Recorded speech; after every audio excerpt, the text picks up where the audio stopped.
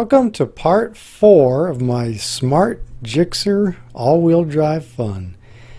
Yes, this is my motorcycle. We are going to be tearing it down in this video and using the engine and wire harness out of it. Follow along. Well, it's come time to tear down the motorcycle. We're going to be pulling off all the fairings and then getting ready to remove the engine. I did get this special socket. It's going to be for these little castle nuts.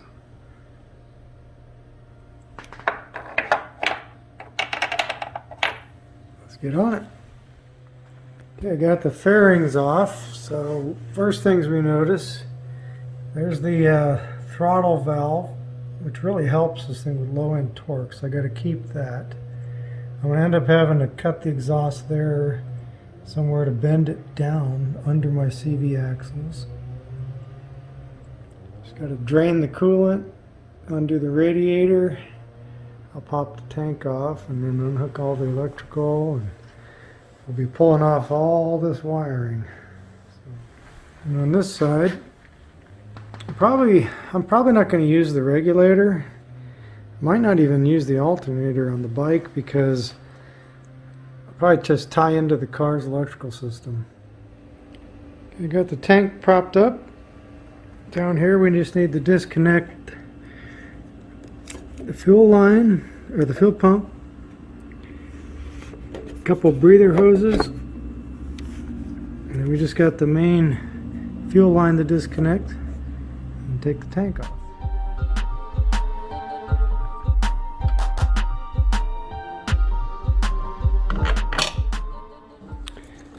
All these relays and fuses just pop right out. Little rubber mounts. We're going to pull this harness out. Little bit by little, we'll get this out. There's the chain cover off. I just got to grind off the master link. We got the coolant drained. Regulator loose. Move the radiator here in a minute. Okay, getting it torn down. We just have a few more bolts to go. Radiator out. Got this little plastic trim under here. Need to get that undone. And check for some last little wires and things. Pull off the air box.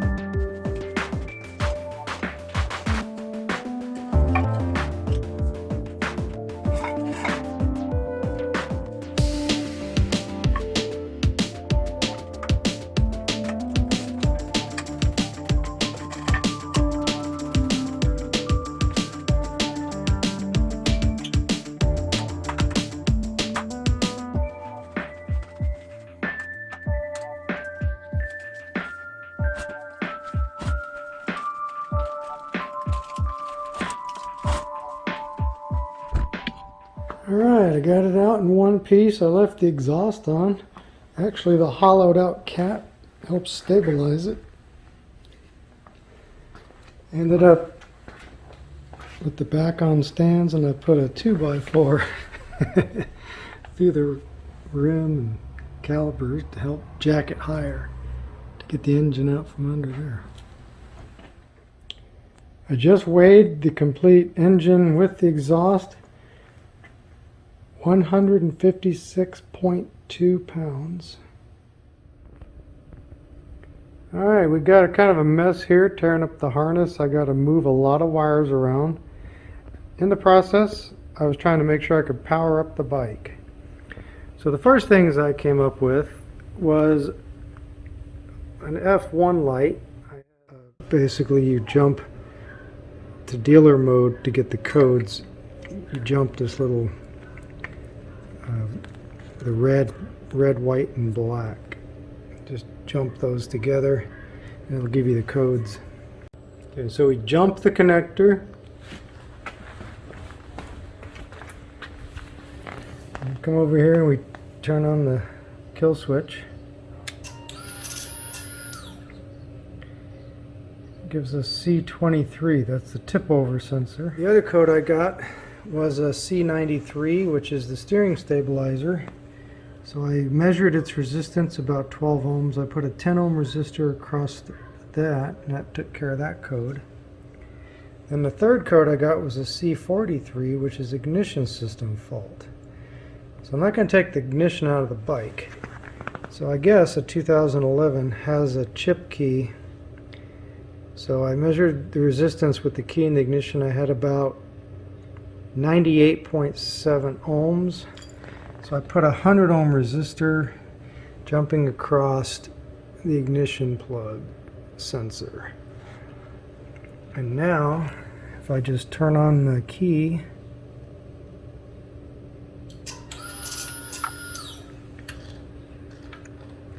and we get the fault code again.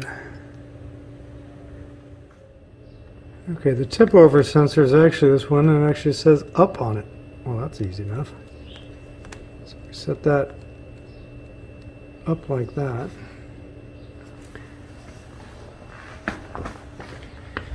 And we come over here and we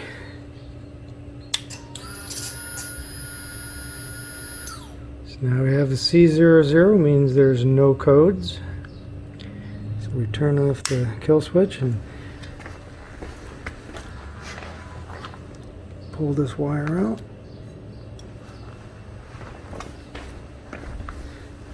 And we come back here. And it's all ready to go. Bump the start button.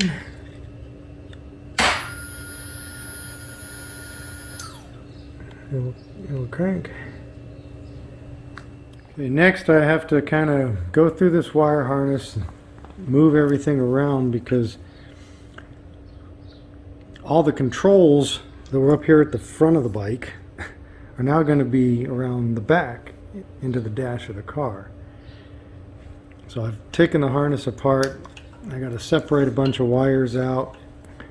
The only thing I want up top here are the coil pack wires, and then these extra wires go to my quick shifter. I'm going to clean all that up until there'll be no wires across the front. These will just come up across the back and go down the side. As I take the harness apart, I'll see which wires that I'm not using for, like the brake switch, the headlight and such, and I'll just remove those out of the harness when I wrap it back up.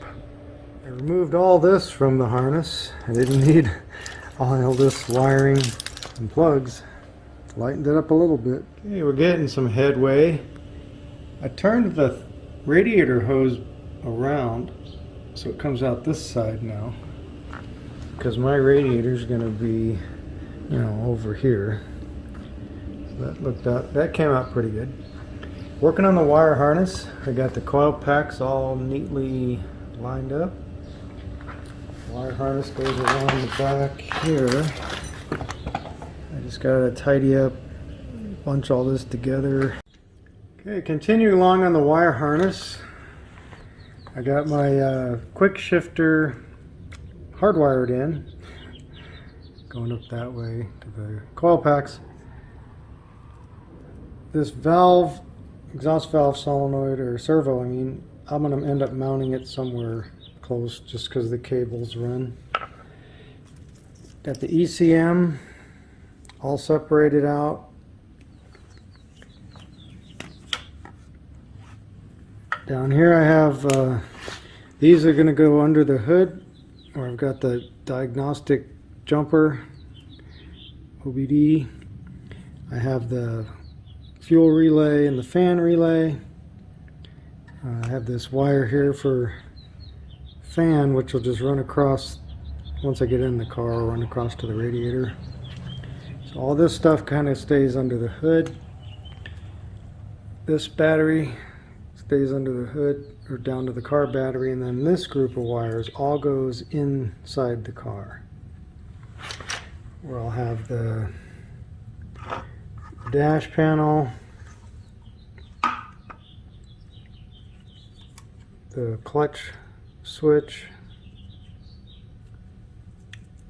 the mode switch, and then just the ignition.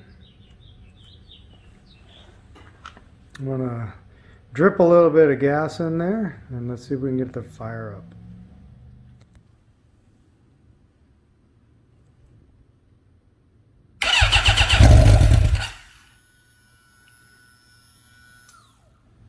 I think that was good. Okay, the tack responded, everything responded. It ran for a couple seconds on the gas I dripped in. We're going to finish tidying up this wire harness. Get it all cleaned up the best we can. We'll finish the rest once we get this engine in the car. So there we have the complete front drive system for the car. Thank you for watching. Please click that subscribe button, help this channel out, and stay tuned for the next video.